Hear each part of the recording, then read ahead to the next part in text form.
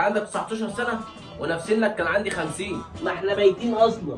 بطانيه يا حماد. مش ساميه اتطلقت بتقول جوزها كان بيشرب مخدرات. ايه ده بجد؟ هي اصلا ما تطقش، دي تالت جوازه ليها. ده زمان ابوكوا كان بياخد مني ضرب، كان اسمه زمان زكي ابو لمعه. ايام يا حاج.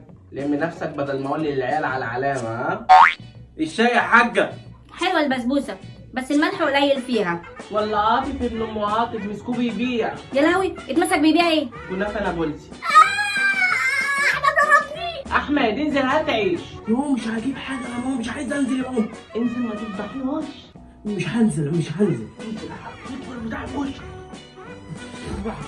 عايز جلاد. مش هتشتغل بقى يا حماده بدل ما انت قاعد كده؟ لا، ما انا شغال في شركه اهو. مش تباركي النوره جابت 95%. مبروك حبيبي عمر جايب 96%. لا ما هي جايبه 97 بالحافز واتخطبت لطيار ديليفري. مش هتترقى بدل ما انت شغال كده؟ انا لسه مترقي من اسبوعين. عمر كتب كتابه الخميس اللي فات بعد ما خد البطوله في الكره الشراب.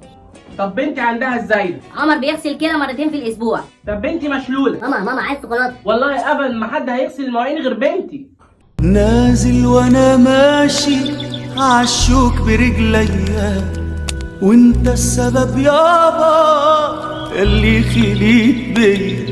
نازل وانا ماشي عالشوك برجليا وانت السبب يابا اللي خليت بيا. طب مش هتعمل ماجستير بدل ما انت جاهل كده؟ ما انا هناقش الدكتوراه الاسبوع الجاي. مش هتتجوز بقى؟ اتجوزت ومعايا علي وعلي يا انكل. عايز شوكولاته ماليش دعوه. مش هتطلق بقى؟ المحامي ماشي في اجراءات الطلاق.